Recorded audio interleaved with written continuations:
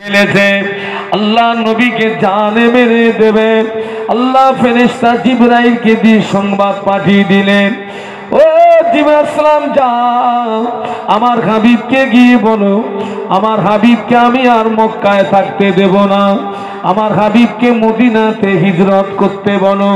ফেরেশতা জিবরাইল আমিন আলাইহিস সালাম আল্লাহ নবীকে সালাম দিয়ে সংবাদটা জানালেন। নবী কেঁদে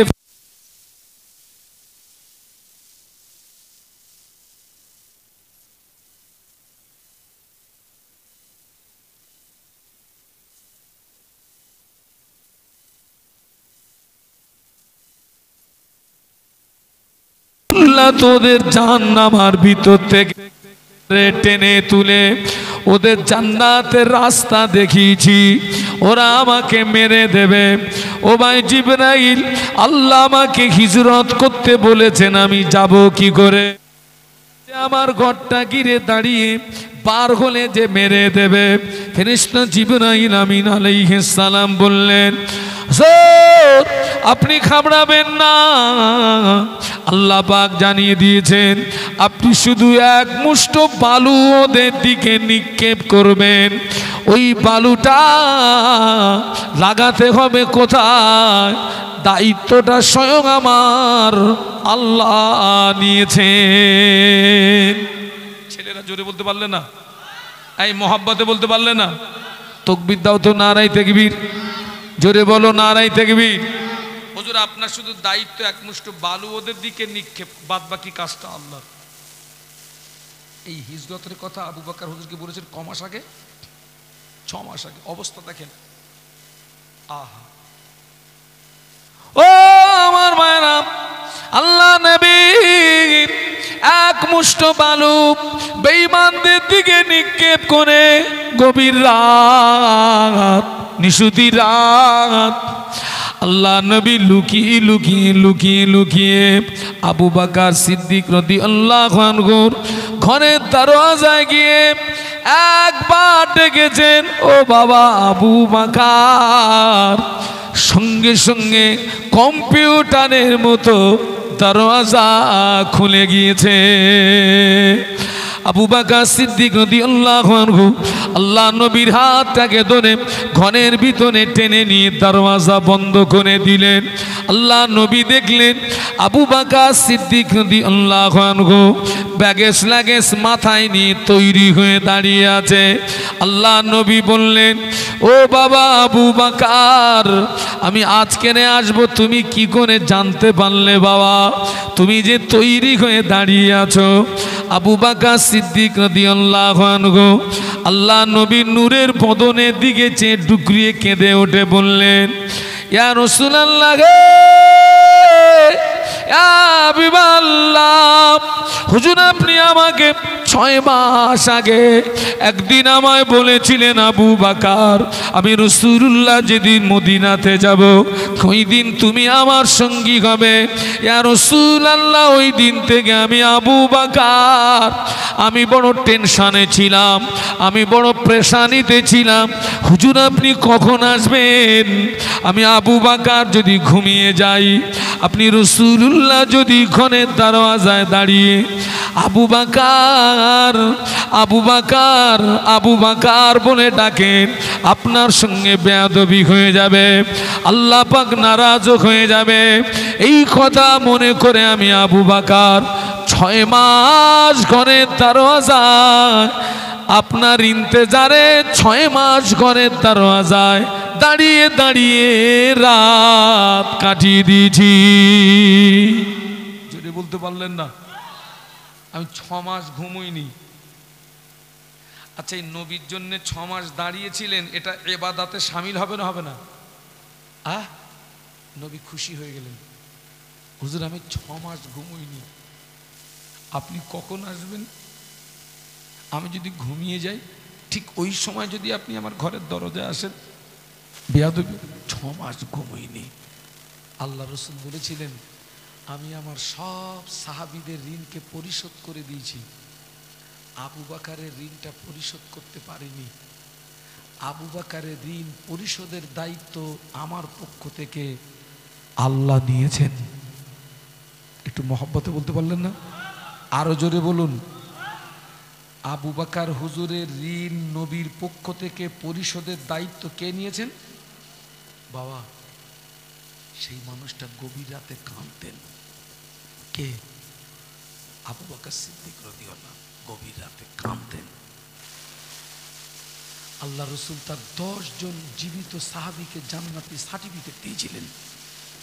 10 জন জীবিত সাহাবী যাদেরকে আশারায়ে মুবাশশারা বলা হয়, তার ভিতরে নাম্বার 1 হচ্ছেন আবু বকর সিদ্দিক রাদিয়াল্লাহু আনহু, যিনি নবীর হায়াতে জিন্দেগির সঙ্গী এবং ইন্তেকালের পরেরও, একটু সুবহানাল্লাহ বলবেন না?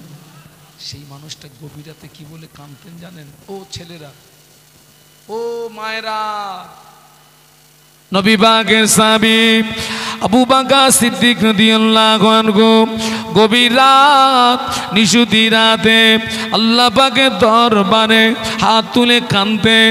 আল্লাহ পাক, আমি আবু বকরকে মানুষ না বানিয়ে, আমি আবু বকরকে ইনসান না বানিয়ে, আমাকে যদি বন জঙ্গলের ঘাস কোণে পাঠাতেন, বনের পশুরা আমাকে খেয়ে ফেলতো, বনের পশুরা আমাকে ভক্ষণ করে ফেলতো, মরণের পরে আবু বকরকে হিসাব দিতে হতো না। আর শুনতে হবে না, বাড়ি যাও। এই কথাটা বালিশে মাথা দিয়ে একটু ভাববে। যিনি নবী ঘোষিত জান্নাতি সাহাবী,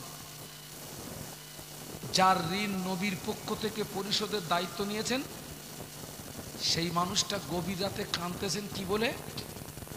আমাকে মানুষ না বানিয়ে যদি বন জঙ্গলের ঘাস করে পাঠাতে, অন্তত বনের পশুরা খেয়ে ফেলতো, মরণের পরে আবু বকরকে হিসাবটা দিতে, কথা বলেন না কেন, হতো না। আমরা সব হিসাব দিতে পারবো তো? আজ অনেক মুসলমান আছে সারা জীবন শোনার পরেও দাঁড়িয়ে দাঁড়িয়ে পেশাব করে, পেশাব করে পানি নেয় না। অনেক মহিলারা আছে পেশাব করে পানি নেয় না। ছেলেরা, অনেক জওয়ান যুবক দাঁড়িয়ে দাঁড়িয়ে পেশাব করে, পেশাব করে পানি নেয় না। অনেক মায়েরা পেশাব করে পানি নেয় না। এই জওয়ান, এই যুবক মা বোন, আপনি যদি বিনা তওবায় মারা যান, কিয়ামত পর্যন্ত কবরের আগুন বন্ধ হবে না। সারা জীবন শুনেছে, এখনো মুসলমানের ছেলে দাঁড়িয়ে দাঁড়িয়ে পেশাব করে, আছে না নেই? এই কথা বলেন। অনেক মহিলারা দাঁড়িয়ে দাঁড়িয়ে ইস্তেঞ্জার কথাটা বলবো না, তবে তারা ইস্তেঞ্জা করে পানি নেয় না, পেশাব করে পানিটুকু নেয়। তুমি কি হিসাব দেবে? আজকের যে আমরা কবরবাসীর আত্মা কল্যাণের জন্য এসেছি, তোমার চিন্তাটা করেছো? তুমি তো কালকেরে কবরে যাবে, আমি তো কালকেরে কবরে যাব। তোমার চিন্তাটা করো, তোমার ভাবনাটা ভাবো। অনেক ছেলেরা আছে সারা জীবন শোনার পরেও বছরে 2 দিনের বেশি নামাজ পড়ে না, শুধু 2টো ঈদের নামাজ পড়ে, জুমার নামাজ পড়ে না, 5 ওয়াক্ত নামাজ পড়ে না। আবার অনেক মহিলারা আছে সারা বছরে আমার আল্লাহর জমিনে একটা সেজদা দেয় না। মেয়েদের ঈদের নামাজ নাই, মেয়েদের জুমার নামাজ নাই। সমাজের অনেক মহিলা আছে সারা বছরে আল্লাহর জমিনে একবারও সেজদা দেয় না। আছে না নেই? ও মুরব্বীরা, ও মায়েরা, সারা জীবন অস শুনেছো তুমি। আমার অস কিন্তু সকলে সহ্য করতে পারে না। আমি মলম লাগানো আজ একটু কম করি। একেবারে করিনি বলবো না, যখন ভোর রাতে উঠি তখন একটু মলম লাগানো ওয়াজ করতে হয়, নইলে শ্রোতা থাকবে না, পালাবে। আজকে সমাজ দেখেন, আমি আপনি মারা যাব, আমি আপনি মরে যাব, আমাদের লাশ গোসল দেওয়া হবে, কাপনের কাপড় পরানো হবে, খাঁটি আয় করে লাশ তুলে কবরের ভিতরে শুইয়ে দেওয়া হবে। বিসমিল্লাহে ওয়ালা মিল্লাতে রাসূলিল্লাহে। লাশ কবরের ভিতরে শুইয়ে দিই, 3 মুঠো করে মাটি দিতে হয়। মিনহা খলাকনাকুম ওয়া ফিহা নুঈদুকুম ওয়া মিনহা নুখরিজুকুম তারাতান উখরা।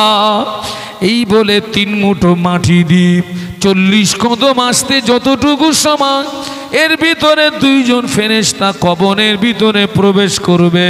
ওই কবরবাসী আল্লাহর হুকুমে জিন্দা হয়ে যাবে। ফেরেশতারা কবরবাসীকে 3টে প্রশ্ন করবে। এই কটা প্রশ্ন হবে? সবাই জোরে বলুন। 1 নাম্বার প্রশ্ন হবে মার রব্বুকা, তোমার রব কে। 2 নাম্বার প্রশ্ন হবে ওমান নবিয়ুকা, তোমার নবী কে।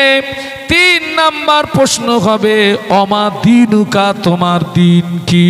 যে লোকটা নামাজ পড়ে না, যে মহিলাটা নামাজ পড়ে না, ওই মহিলা ওর রবকে ওই জবাবটা কি দিতে পারবে নাকি? পারবে? ও তো রবের হুকুম মানেনি, কি জবাব দেবে? ওই বেনামাজি আল্লাহ পাকের নাফরমান বান্দা, ফেরেশতারা জিজ্ঞাসা করবে মার রব্বুকা, তোমার রব কে। ওই সময় বেনামাজি জবাব দেবে লা আদিরি, লা আদিরি, আমি কিছু জানি না, জানি না, জানি না। সুবহানাল্লাহ বলবেন না নাউজুবিল্লাহ বলবেন? আরো জোরে বলুন। আচ্ছা, ও যে বলছে আমি জানি না, সত্য বলছে না মিথ্যা বলছে? ওই যে ফেরেশতা জিজ্ঞাসা করছে তোমার রব কে, ও যে উত্তর দিচ্ছে আমি জানি না, ও সত্য বলছে না মিথ্যা বলছে? সত্য বলছে। ও পাক্কা চিটিংবাজ, মিথ্যা কথা বলতেছে। না, আল্লাহ সমস্ত রূহকে একত্রিত করে জিজ্ঞাসা করেছিলেন আলাস্তু বিরব্বিকুম, আমি কি তোমাদের প্রভু নই? আমরা বলেছিলাম বালা, হ্যাঁ আপনি আমাদের প্রভু। সেদিন স্বীকার করেছি আপনি আমাদের প্রভু। দুনিয়ায় এসে কি কামাই ধনেছি, কবরে গিয়ে বলছি লা আদরি मैं कुछ नहीं जानते। সত্য বলছে না মিথ্যা বলছে? পাক্কা চিটিংবাজ, আমি কিছু জানি না। ফেরেশতারা জিজ্ঞাসা করবে ওমা দীনুকা, তোমার দিন কি। এই জায়গাটার নাম কি? বালিগাদা, পদ্মপুকুর খাঁপাড়া। ও পদ্মপুকুর খাঁপাড়া যুবকেরা, ও পদ্মপুকুর খাঁপাড়ার মায়েরা, কবরের ভিতরে প্রশ্ন হবে ওমা দীনুকা, তোমার দিন কি। যার ভিতরে নামাজ নাই, তার ভিতরে দিন নাই। ওই ব্যক্তিটা বলবে লা আদিরি, লা আদিরি।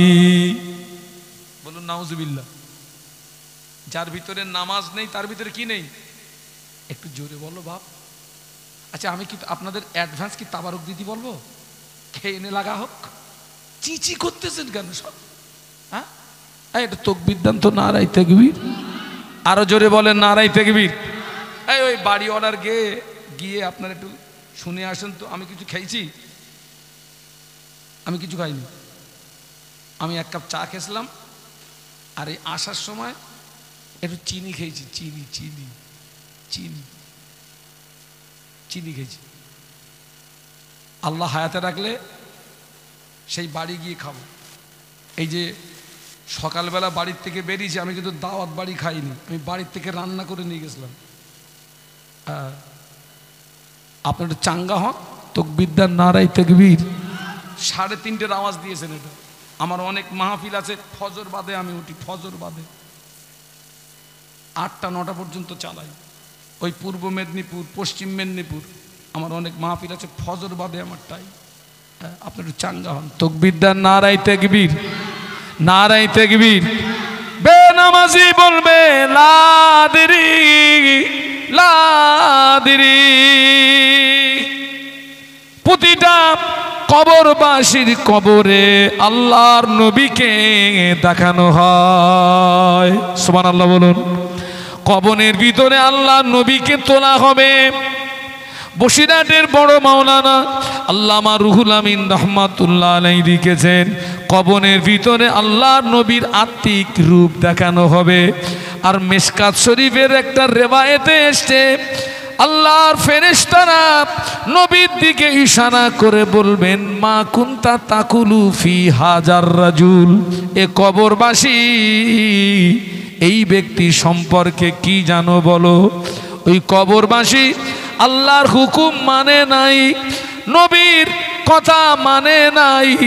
ওই কবরবাসী কবরে নবীকে চিনতে পারবে না, বলবে হাইহাতা লা আদিরি, হায় আফসোস আমি কিছু জানি না। ও কপাল ফাটা, নবীকে চিনতে পারবে না। বলুন নাউজুবিল্লাহ, আরো জোরে বলুন। ও কপাল ফাটা, নবীকে চিনতে পারবে না। আল্লাহ পাক ঘোষণা করে দেবেন, ও আমার মালাইকারা, আমার বান্দা মিথ্যা বলেছে, আমার বান্দা ঝুট বলেছে, আমার বান্দার গায়ে জাহান্নামার পোশাক পরিয়ে দাও, আমার বান্দার কবরে জাহান্নামার বিছানা বিছিয়ে দাও, আর আমার বান্দার কবরের সঙ্গে আমার জাহান্নামার একটা রাস্তা বানিয়ে দাও। বলুন আল্লাহু আকবার। এই খোকা, ওয়াজ কিন্তু সকলের জন্য না, বলো যারা কোরআন বিশ্বাস করে, হাদিস বিশ্বাস করে, নবী বিশ্বাস করে, আল্লাহ বিশ্বাস করে, জান্নাত বিশ্বাস করে, জাহান্নাম বিশ্বাস করে, ওদের জন্য ওয়াজ, সকলের জন্য ওয়াজ না। আল্লাহ ঘোষণা করবেন, আমার বান্দা মিথ্যা বলেছে, ওর গায়ে জাহান্নামার পোশাক পরিয়ে দাও, কবরে জাহান্নামার, বলো না বলো না, বিছানা বিছিয়ে দাও, জাহান্নামার পোশাক, জাহান্নামার পোশাক। এ বাবা, গরমের সময় চৈত্র বৈশাখ মাসে যদি কারোর গায়ে লেপ তুলে দেওয়া হয় কিরম হবে? হ্যাঁ, কথা বলে না। চৈত্র বৈশাখ মাসে যদি সুবহানাল্লাহ, হ্যাঁ আগে সুবহানাল্লাহ বলেছ কেরা? আল্লাহ, আমি কি জায়গায় এসে মরেছি আজ। আল্লাহু আকবার। চৈত্র বৈশাখ মাসে যদি কারোর গায়ে যদি লেপ তুলে দেওয়া হয়, ও লেপ রাখতে পারবে? আহা, জাহান্নামার পোশাক। ও ছেলেরা, ও যুবকেরা, তোমরা আমার সোনার ছেলে, তোমরা আমার সোনার ছেলে। আল্লাহ আমাকে দুবার হজ পাকে নিয়ে গেছে। তো হজের পিরিয়ডে 9 জিলহজ কিছুক্ষণের জন্য আরাফাতের ময়দানে উপস্থিত হওয়াটা হজের একটা ফরজ। 9 জিলহজ কিছুক্ষণের জন্য আরাফাতের ময়দানে অবস্থান হওয়াটা, একটু কথা বলো, ফরজ। আর ওই আরাফাতের ময়দানে আল্লাহ তার লক্ষ লক্ষ হাজি বান্দাদের জীবনের গোনা মাফ করে বেগুনা মাসুম। আল্লাহ লক্ষ লক্ষ হাজিকে বেগুনা মাসুম করে দেয়। আর ওই আরাফাতের ময়দানে ইবলিস আছাড় খায়। ইবলিস কেন আছাড় খায় জানো বাবা? ইবলিস বলে, আল্লাহ এতদিন আমি করলাম কি, আর আজকে হচ্ছে কি? এত মানুষকে সব গুমরাহি করলাম, পথভ্রষ্ট করলাম, আজ তো সব মাফ হয়ে গেল। ওই আরাফাতের ময়দানে দাঁড়িয়ে আমি ঘন্টার পরে ঘন্টা তামাম পৃথিবীর মুসলমানদের জন্য আমি কেঁদেছি। আল্লাহকে সাক্ষী রেখে বলছি, আমার ছেলেরা ফিরে এসো, আমার মায়েরা ফিরে আসুন, আমার বোনেরা ফিরে আসুন। আমি যে কথা বলছিলাম, বেনামাজি গায়ে জাহান্নামার পোশাক পরিয়ে দেওয়া হবে, জাহান্নামার বিছানার কবরে বিছিয়ে দেওয়া হবে, জাহান্নামার সঙ্গে একটা রাস্তা বানিয়ে দেওয়া হবে। আপনারা পাইপের চুলো দেখেছেন না? পাইপের চুলো মেয়েরা রান্না করে, নিচে দিয়ে জাল দেয়, আগুন বার হয় কোথা দিয়ে? ওই উপর দিয়ে। ওই বেনামাজি আল্লাহর নাফরমান বান্দার কবরের সঙ্গে ওই জাহান্নামার ওই রকম একটা পাইপ লাইন করে দেবে, পাইপ লাইন। বাবা, আল্লাহ নবী মদিনার মসজিদে নববী শরীফে বসে আছেন।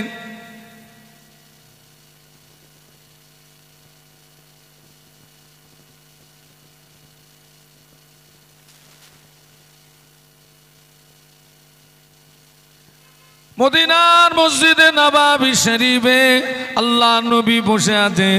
ফেরেশতা জিবরাইল আমিন আলাইহিস সালাম আল্লাহ নবীকে এসে সালাম দিলেন, আসসালামু আলাইকা ইয়া রাসূলুল্লাহ হাবিবাল্লাহ। আল্লাহ নবী সালামের জবাব দিয়ে ফেরেশতা জিবরাইলের দিকে তাকিয়ে দেখে ফেরেশতা জিবরাইল আমিন আলাইহিস সালামের চেহারাটা বিকৃতি হয়ে গিয়েছে। ফেরেশতা জিবরাইল আমিন আলাইহিস সালাম থরথর করে কাঁপে, চোখ দিয়ে টপ টপ করে পানির টুসা গড়িয়ে যায়। আল্লাহ নবী জিজ্ঞাসা করলেন, ও ভাইজি আসলাম, তুমি প্রতিদিন আল্লাহ পাকের পক্ষ থেকে আমার কাছে সুখবর নিয়ে আসো।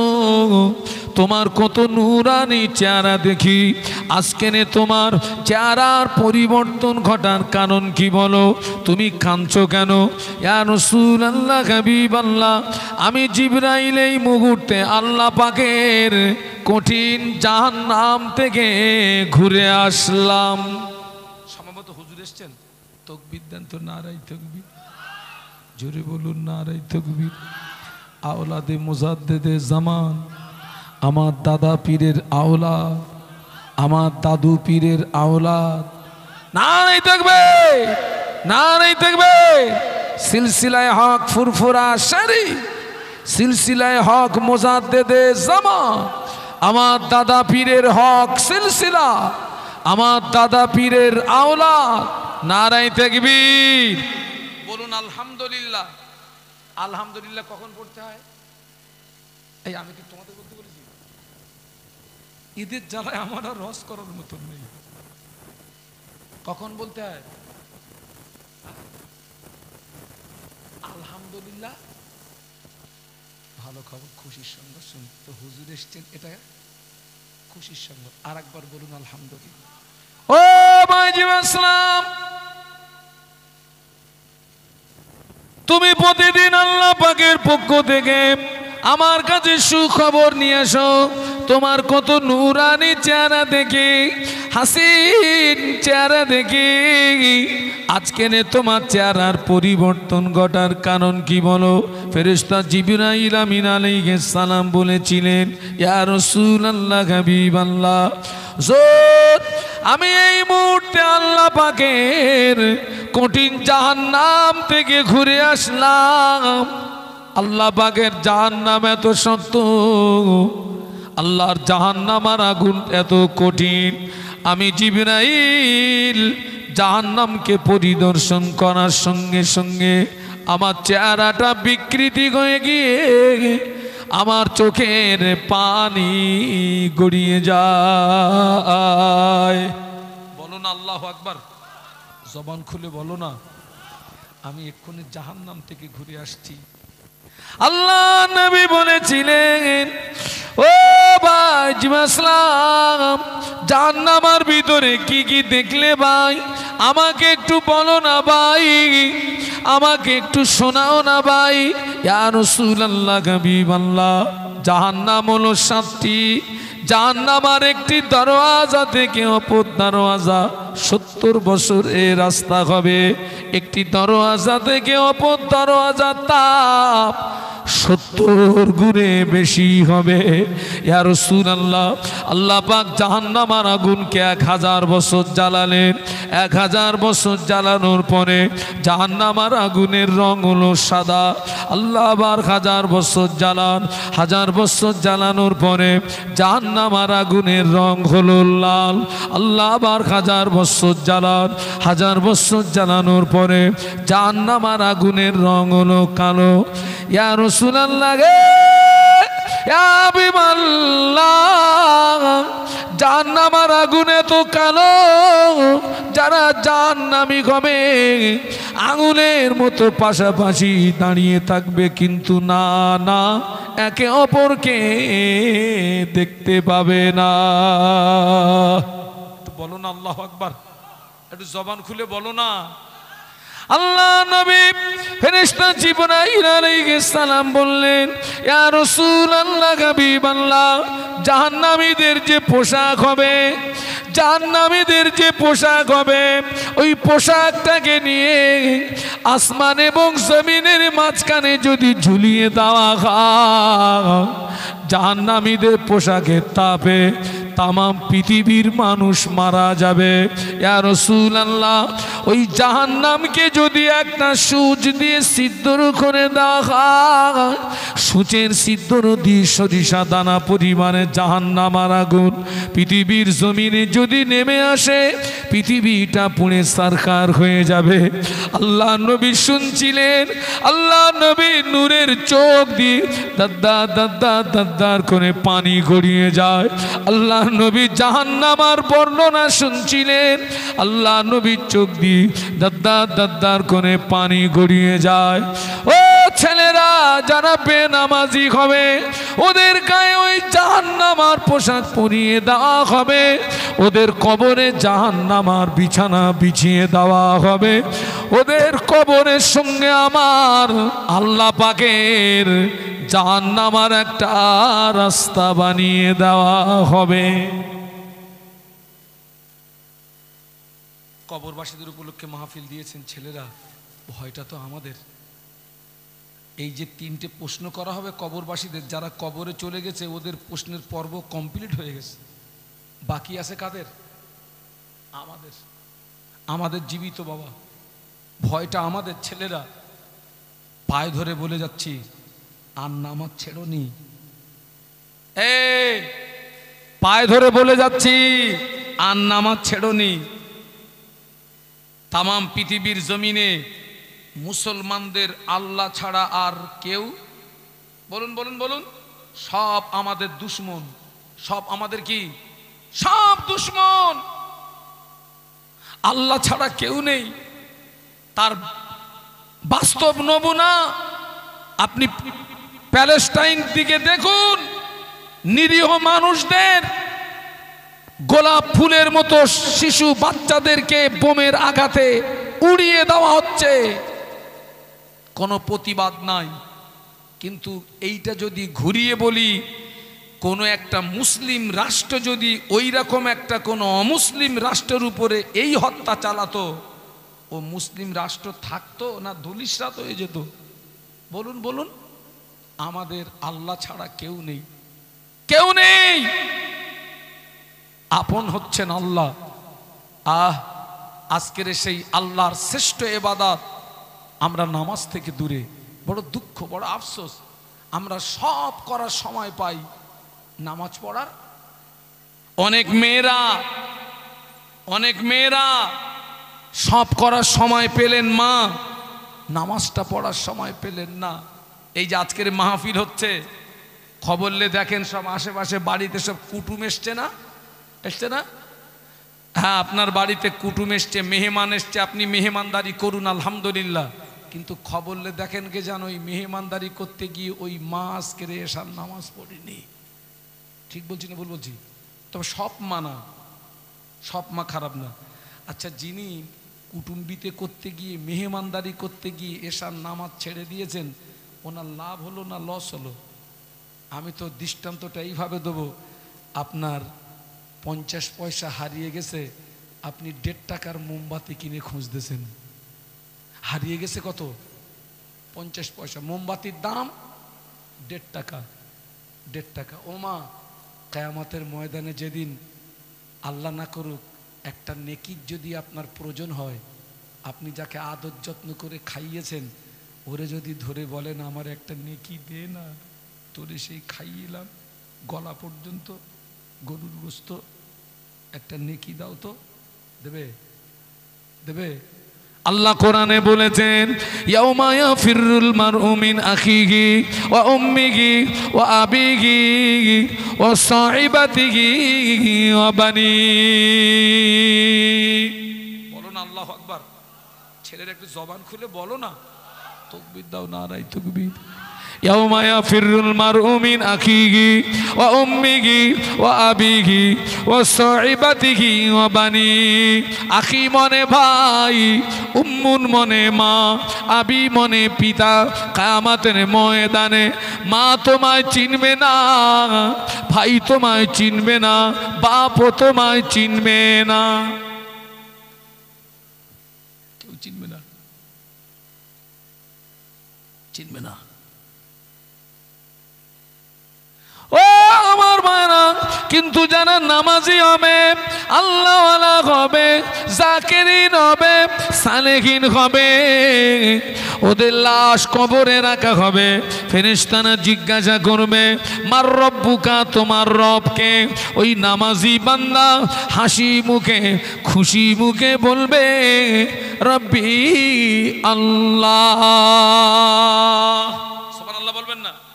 বাড়ি গিয়ে বলবেন নাকি? মোহাব্বতে বলো সুবহানাল্লাহ। নামাজি বান্দা, আল্লাহওয়ালা বান্দা যে হবে, ফেরেশতারা জিজ্ঞাসা করবে, ওমা দিনুকা, তোমার দিন কি? ওই নামাজি বান্দা, আল্লাহওয়ালা বান্দা হাসি মুখে খুশি মুখে বলবে, দিনুল আল ইসলাম, আমার ধর্ম হলো ইসলাম। নামাজি বান্দা, আল্লাহওয়ালা বান্দা, জাকিরিন বান্দার কবরে আল্লাহ নবীকে তোলা হবে। ফেরেশতারা জিজ্ঞাসা করবে, এই ব্যক্তি সম্পর্কে কি জানো বলো? ওই নামাজি, আল্লাহওয়ালা, জাকিরিন আল্লাহ নবীর নূরের বদনের দিকে চেয়ে চিনতে পেরে গিয়ে মুচকে মুচকে মুচকে মুচকে হাসতে থাকবে। ওই জাকিরিন নামাজি আল্লাহওয়ালা কবরের ভিতরে আল্লাহ নবীকে দেখে চিনতে পেরে গিয়ে মুচকে মুচকে মুচকে মুচকে হাসতে থাকবে আর বলবে, হাযা নবিয়ুনা মুহাম্মাদুর রাসূলুল্লাহ। ইনি অন্য কেউ নন, ইনি হলেন আমাদের নবী, দিন দুনিয়ার বাদশাহ। জোরে বলতে পারলেন না? জোরে বলতে পারলেন না? তাকবীর দেন, নারায়ে তাকবীর। জোরে বলুন, নারায়ে তাকবীর। আল্লাহ যেন আমাদের ওই রকম জবাব দেওয়ার তৌফিক দেন। বলুন আমিন, বলুন আমিন, বলুন আমিন। রাসূল বলেছেন, কবর হচ্ছে আখিরাতের ফার্স্ট স্টেশন, প্রথম ঘাঁটি। ওখানে যে গ্রেফতার হয়ে যাবে বাবা, হাসরে, মিজানে, পুলসুরাতে, প্রত্যেকটা জায়গা কি হয়ে যাবে? গ্রেফতার হয়ে যাবে। ওখানে যে ছাড় পাবে, হাসরে, মিজানে, পুলসুরাত, প্রত্যেকটার জন্য তার দরওয়াজা খোলা থাকবে। সুবহানাল্লাহ। সেই জন্যে নবী সাহাবীরা কবর দেখে কাঁদতেন, নবী সাহাবীরা কবর দেখে কাঁদতেন, কবর দেখে কাঁদতেন, কবর দেখে কাঁদতেন। আমরা কি করছি দেখেন তো, এত মাহফিল হচ্ছে। খোকা, আমার কিন্তু বয়স বেশি না বাবা, আমি রাত জেগে জেগে বুড়ো হয়ে গেছি, আমার বয়স বেশি না। গত কালকের আমার বয়সটা হিসাব করলাম, আমার জন্ম তারিখ হচ্ছে 1/1/1979। কত বছর হচ্ছে গো? 79। 1/1/1979। এই ইউটিউবওয়ালারা কত বয়স? 44 বছর। দেখে কি মনে হচ্ছে 60 বছর না? তোদের দাদু তো আমি। হ্যাঁ, এবার থেকে তোরা আমাকে দাদু হুজুর বলে ডাকবি।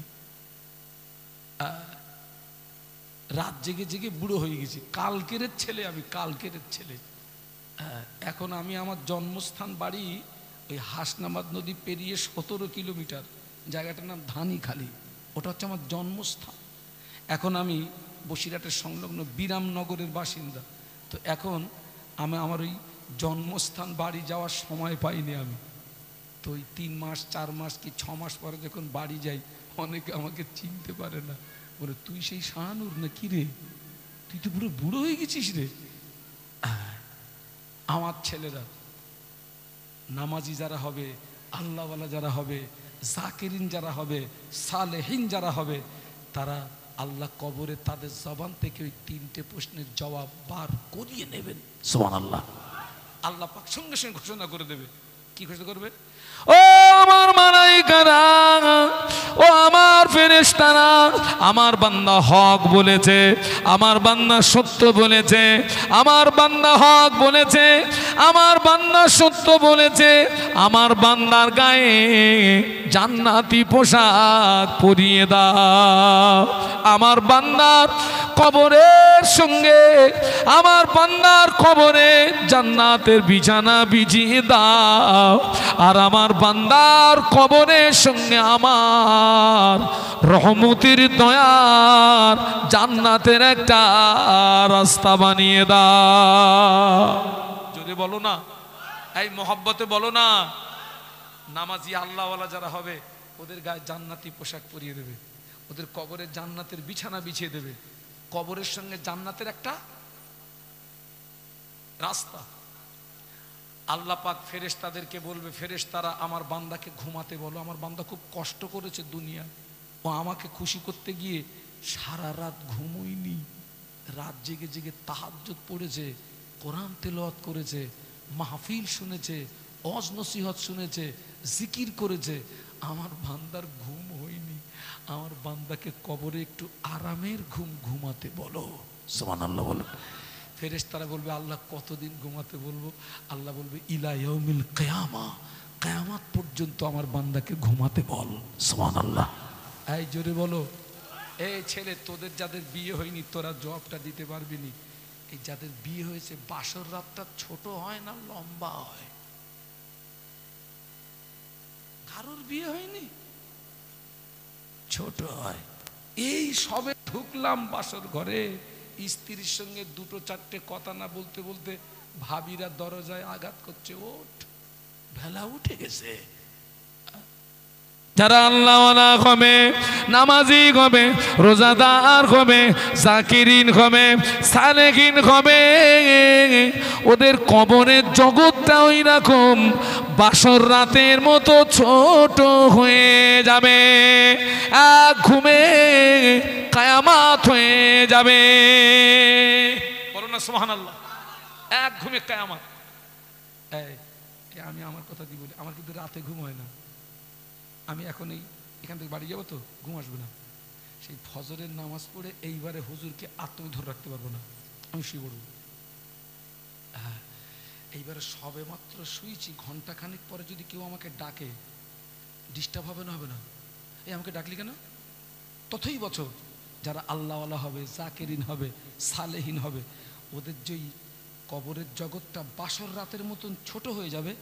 আর যেদিন ইসরাফিল আলাইহিস সালাম 3 বার সিংহায় ফুৎকার করবেন, মাটির নিচে যা আছে মাটি সব বার করে দেবে, বার করে দেবে, সমস্ত কবরবাসীরা কবরের ভিতর থেকে সব উঠবে। হ্যাঁ, আর ওই যারা এক ঘুমে কিয়ামত বাসর রাতের মতো কবরের জগৎটা সংকীর্ণ হয়ে গেছে, ওরা ঘুম থেকে উঠে বলবে, ইয়া ওয়াইলানা মাম বাসানা মিন মারকাদিনা, হায় আফসোস, কে আমাদের কি আরামের ঘুম থেকে জাগালো, আমরা তো একটু আগে ঘুমালাম। উনি কি একটু আগে ঘুমিয়েছেন? কোটি কোটি কোটি কোটি বছর অতিবাহিত হয়ে গেছে, খবর থাকবে না। ইয়া ওয়াইলানা মাম বাসানা মিন মারকাদিনা, হায় আফসোস, কে আমাকে আমার আরামের ঘুম থেকে জাগালো, আমি তো একটু আগেই শুয়েছিলাম। আওয়াজ আসবে, হাদা মা ওয়াদার রহমান ওয়া সাদাকাল মুরসালুন। একটু বলো না সুবহানাল্লাহ।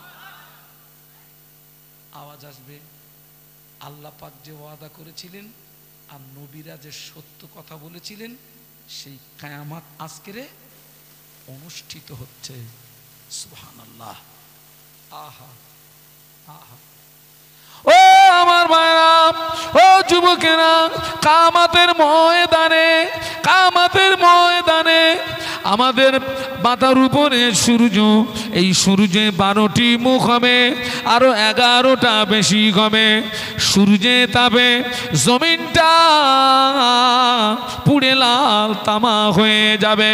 তামাম হাসরবাসীর মাথার গিনু টকবক টকবক টকবক টকবক টকবক করে ফুটতে থাকবে। কারো নাক দিয়ে, কারো কান দিয়ে, কারো চোখ দিয়ে মাথার গিনুগুলো বজবজ বজবজ বজবজ বজবজ করে বেরোতে থাকবে। কিয়ামতে ময়দানে, কিয়ামতে ময়দানে হাসরবাসীদের জিভটা বেরিয়ে নাভি স্থল পর্যন্ত, কিয়ামতের ময়দানে হাসরবাসীদের জিভটা বেরিয়ে নাভি স্থল পর্যন্ত চলে আসবে।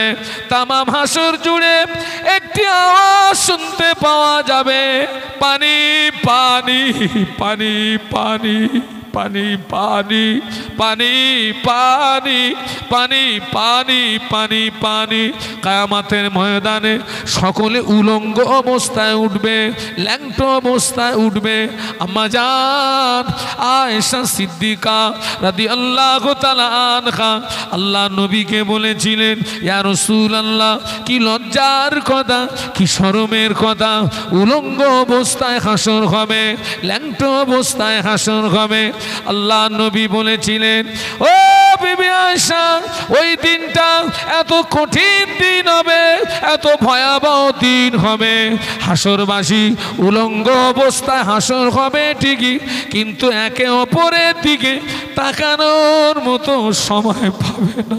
সকলের মুখটা আসমানের দিকে থাকবে, সকলের মুখটা আসমানের দিকে থাকবে। কিয়ামতে ময়দানে একে অপরের দিকে তাকানোর মতো সময় পাবে না। ও বিবি আয়েশা, কিয়ামতে ময়দানে আল্লাহ পাক তার নবী আলাইহিমুস সালাম দিগকে এবং নবী আলাইহিমুস সালাম দিগের বিবি দিগকে আল্লাহ পাক পরনার কাপড় পরিয়ে আল্লাহ হাসরের ময়দানে উঠাবে। জোরে বলতে পারলে না, জোরে বলতে পারলে না। কিয়ামতে ময়দানে কোনো ছায়া থাকবে না, আল্লাহ পাকের আরশে পাকের রহমতের ঠান্ডা ছায়া ছাড়া। কিয়ামতে ময়দানে বিল্ডিং এর ছায়া থাকবে না, গাছের ছায়া থাকবে না, পাহাড়ের ছায়া থাকবে না। কিয়ামতে ময়দানে পাহাড়গুলো তুলোর মতো উঠতে থাকবে, বিল্ডিং থাকবে না, গাছপালা থাকবে না। কিয়ামতে ময়দানে আল্লাহ পাকের আরশে পাকের রহমতের ঠান্ডা ছায়া ছাড়া আর কোনো ছায়া থাকবে না। কিয়ামতে ময়দানে আল্লাহ পাক তার 7 দল বান্দা বান্দি দিগকে আরশের রহমতের ঠান্ডা ছায়ার নিচে জায়গা করে দেবে। কিয়ামতের ময়দানে যারা আল্লাহ পাকের আরশে পাকের রহমতের ঠান্ডা ছায়ার নিচে জায়গা পেয়ে যাবে, ওরা আল্লাহ পাকের জান্নাতি বান্দা হয়ে যাবে। ওই 7 দলের ভিতরে একটি দল হলো, আল্লাহ নবী বললেন, রাজুলুন কলবুহু মুআল্লাকুন ফিল মসজিদে হাত্তা খারাজা। আল্লাহ নবী বললেন, ইজা খারাজা হাত্তা ইয়াউদা আলাইহি আও কামা ক্বালা আলাইহিস সালাম। আল্লাহ নবী বললেন, যাদের অন্তরটা সব সময় মসজিদের দিকে টানা দেওয়া থাকবে, ফজরের আজান হয়ে গিয়েছে, বান্দা মসজিদে চলে গিয়েছে, ফজরের নামাজ আদায় করে মসজিদ থেকে বেরিয়েছে ঠিকই, কিন্তু মনে মনে হচ্ছে আল্লাহ পাক কখন জোহরের আজান হবে, কখন মসজিদে আসবো। জোহরের আজান হয়ে গেল, আল্লাহর বান্দা মসজিদে চলে এসেছে, জোহরের নামাজ আদায় করে আবার মসজিদ থেকে বেরিয়ে যায়। বান্দার মনে মনে হয় আল্লাহ পাক কখন আসরের রক্ত হবে, কখন আসরের আজান হবে। আবার আসরের আজান হয়ে গেল, আল্লাহর বান্দা মসজিদে চলে আসলো, আসরের নামাজ আদায় করে মসজিদ থেকে বেরিয়ে যায়। মনে মনে হয় আল্লাহ পাক কখন মাগরিবের আজান হবে। যাদের অন্তরটা সব সময় মসজিদের দিকে লটকিয়ে থাকবে, মসজিদের দিকে টানা দেওয়া থাকবে, আল্লাহ পাক কিয়ামতের ময়দানে ওই বান্দা দিগকে আরশের রহমতের ঠান্ডা ছায়ার নিচে জায়গা করে দেবে। আরো জোরে বলুন।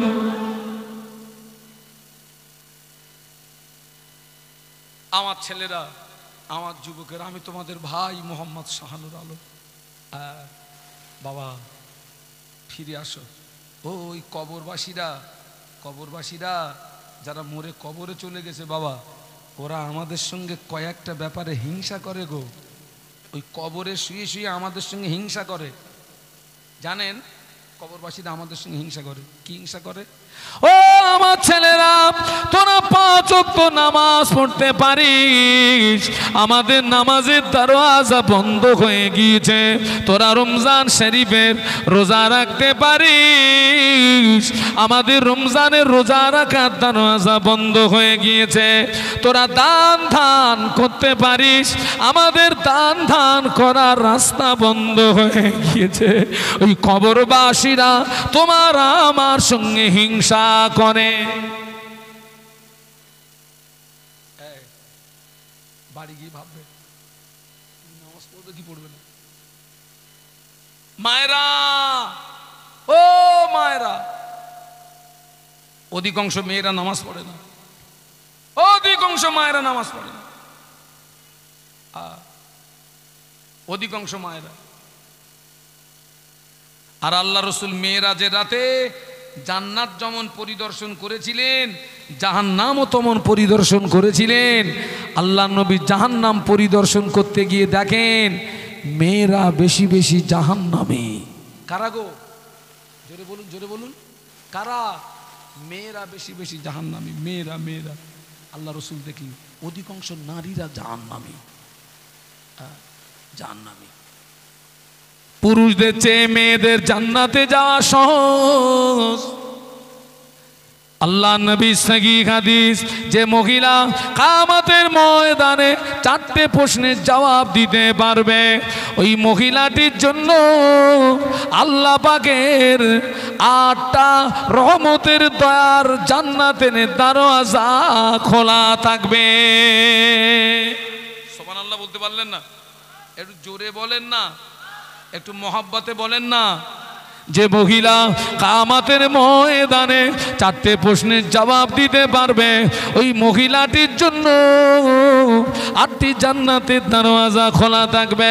ওই 4টি প্রশ্নের ভিতরে 1 নাম্বার প্রশ্ন হবে নামাজ সম্পর্কে, 2 নাম্বার প্রশ্ন হবে রমজানের রোজা সম্পর্কে, 3 নাম্বার প্রশ্ন হবে পর্দা সম্পর্কে, 4র্থ নাম্বার প্রশ্ন হবে স্বামীর আনুগত্য সম্পর্কে।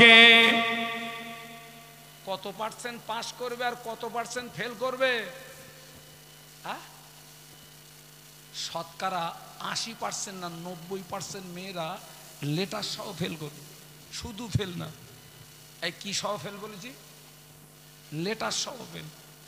তবে এই জায়গার নাম ভুলে গেছি, পদ্মপুকুর খাপাড়া, এখানকার মেয়েরা লেটার সহ পাস করবে।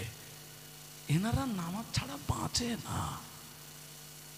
হ্যাঁ, সব করার সময় পেলি মা, নামাজ পড়ার সময় পেলি নি মা। ওরা ছেলে মেয়ের সেবা যত্ন ঠিকঠাক করে, স্বামীর সেবা যত্ন মোটামুটি করে, গরু ছাগলের সেবা যত্ন ঠিকঠাক করে, হাঁস মুরগির সেবা যত্ন ঠিকঠাক করে। মা নামাজ পড়ার টাইম পায় না। এই ঠিক বলছি না ভুল বলছি? আবার এখন কিন্তু ওদের নামে বেশি কথাও বলা যাবে না বাবা। মাঝে মাঝে ভিডিও দেখেন না, সেই একজন মৌলভী সাহেবরে 2টো মেয়ে বরকা পরে গিয়ে তার বাড়ি গিয়ে জুতোচ্ছে। ভয় লাগে। ওদের এখন সংগঠন খুব মজবুত, ওদের নামে বেশি কথা বলা যাবে না বাবা। এখন 4টে জায়গা মেয়েদের দখলে চলে গিয়েছে। কটা জায়গা বলেছি? 1 নাম্বার হলো অধিকাংশ মাহফিল মেয়েদের দখলে, অধিকাংশ বিয়ে বাড়ি মেয়েদের দখলে, অধিকাংশ পীরির মাজার মেয়েদের দখলে, অধিকাংশ মরা বাড়ি